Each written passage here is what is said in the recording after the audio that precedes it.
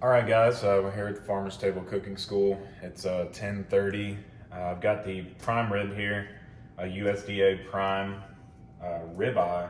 You could use a bone-in or a boneless. Today we're using a boneless one to get a little bit more yield out of it. So I haven't trimmed it at all whatsoever, just leave it whole. And I have a mix here of some kosher salt, a little white pepper. We've got some thyme and rosemary, okay? So this is gonna be our rub. We're gonna rub down over the entire prime rib roast here. So I've already started sprinkling some on top. We're gonna hit it with a little bit more. You do wanna have a nice crust, nothing too thick, but definitely seasoned liberally here, okay? So always just kind of pat it down in there. You know, there's no sense to rub, okay? We're just gonna do a nice little pat. We'll get the sides, okay? Tends to be a little messy process, that's okay. I'll definitely clean this up after. Okay, and then we'll hit it on the top side here. So I have my oven preheated on the lowest setting possible. So these ovens that I have here at the school, the lowest temperature is gonna be 200 degrees. If you have one that goes 150, by all means, do it 150. It's gonna take a little bit longer, but it's definitely gonna have a more even, consistent cooking throughout. So we slow roast this at 200 degrees, or again, your lowest setting, until the internal temperature reaches about 128, 129 or so. That's gonna be our goal for a medium rare to rare. So we're gonna remove it from the oven. We'll let it sit, okay? We want to let the juices redistribute throughout the meat. And then while it's resting, I'm gonna crank the oven up to 500 degrees, or the max. Let's say your oven goes 550, crank it up to 550. These go to 500, and then we're gonna blast it at anywhere between 8 to 10 minutes. We're gonna keep a little eye on it. We just wanna get a nice crust on the outside of this ribeye. So after I do rub this down, I'm going to tie it up, okay? So I'm gonna finish rubbing this down. I'm gonna get some butcher twine out, and I'm gonna show you guys how to properly truss or tie up your ribeye, so stay tuned. Okay, so we have our ribeye, or a prime rib roast, completely rubbed down with that rosemary, thyme, salt, and white pepper mixture. Now we're going to tie it or truss it. So I've got some really durable butcher twine here. Don't skim and get the cheap stuff, okay?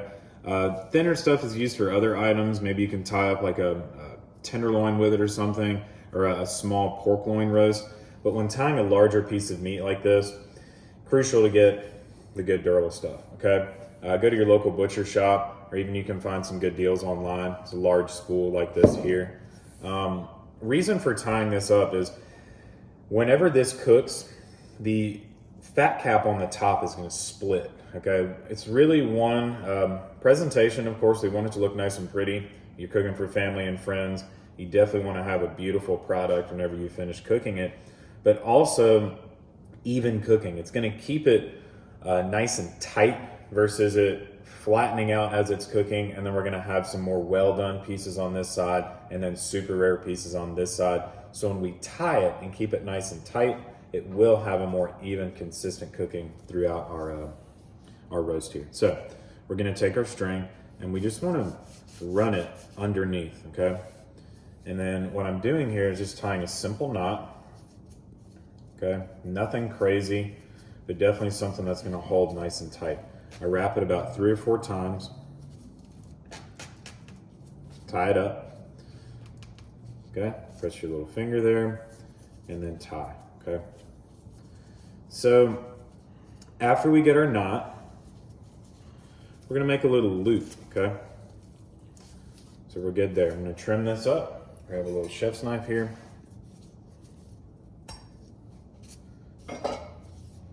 So here's our loop. Grab it. I like to go around my thumb, make a little loop here, and then turn, okay? So this side, we're gonna take this here, go right underneath it. You can space it out roughly 2.5 inches or so. And then all you're gonna do here is just pull on it, okay? And that's gonna tighten up. So we're gonna keep doing that. make that loop again, okay? One more time. Loop. Come through, get underneath it. And then again, we're gonna tighten it, okay? Give myself a little slack there.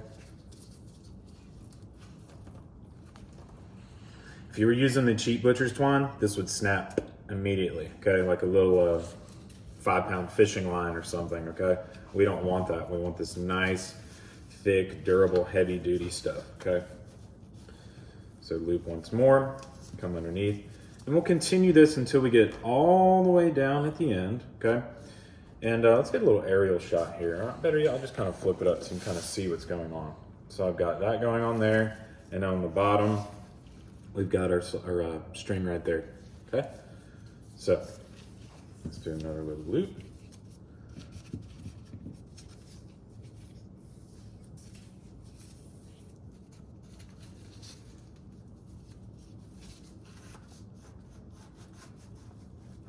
Sometimes it can get a little stuck on some of the lips on the bottom. There we go. And if you were doing this with a bone in, let's say you want to French it, and Frenching would be taking the meat and the fat off the bone cap. Another great presentation tip as well is definitely truss it, okay? You know, you could get super fancy and do some sort of crown roast or something like that if you'd like. That's really more so with a pork loin. You wouldn't do that really with one of these ribeyes. It tends to be a little thicker, a little more difficult to make that crown roast, okay? So I've got probably 2 more of these, maybe 3 or so of these loops.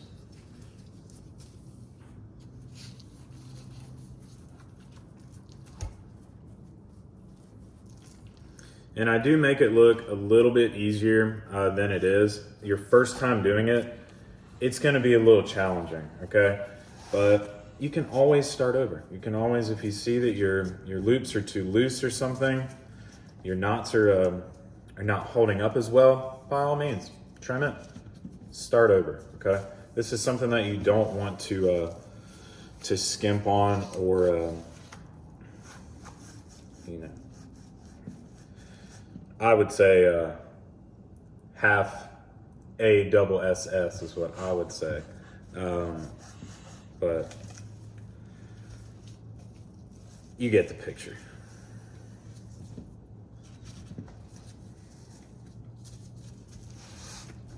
All right, it's looking beautiful. And you can definitely customize whatever rub you want. If you have a particular rub that you like to use, by all means use that. But with a prime rib, keep it simple.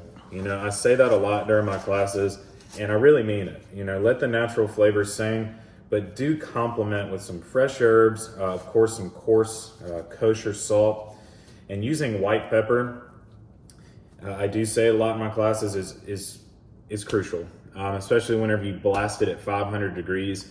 If you char or burn that black peppercorn, it's gonna give this sort of a bitter taste versus that white pepper that's gonna be real nice and subtle and easy on the back end, okay? So I think I can get one more here at the end, and I'm gonna show you guys how we're going to properly finish this knot, okay?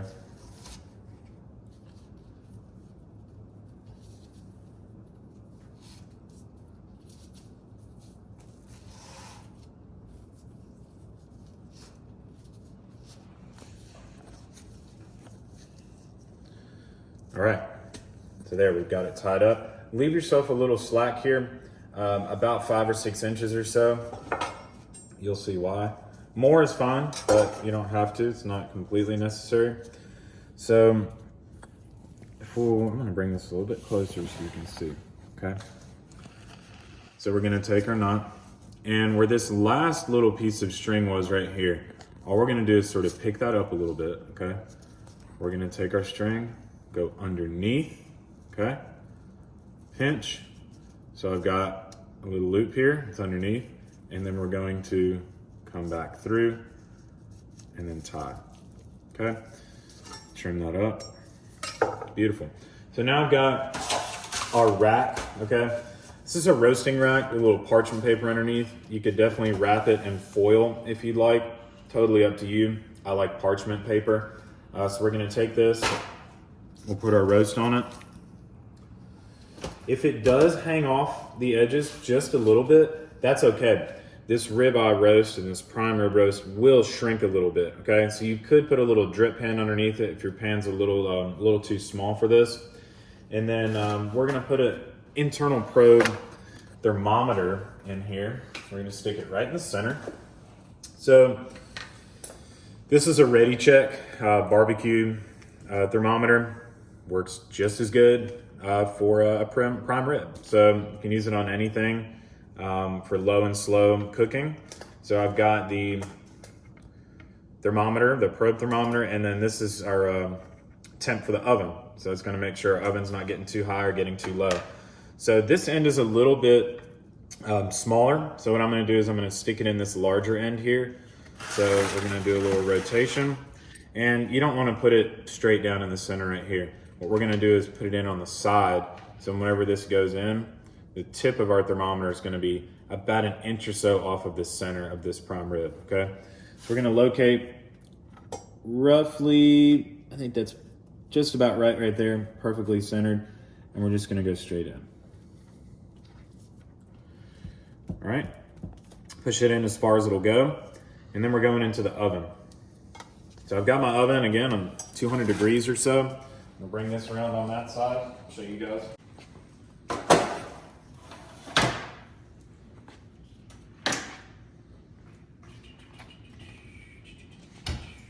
I'm gonna readjust my rack, and I'm gonna show you guys real quick how we get this in there, okay? Stay tuned. All right, so we're gonna take our prime rib. I'm taking the top rack out of the oven. I like putting it on the lower rack, so our prime rib will now be more centered in the oven here, okay?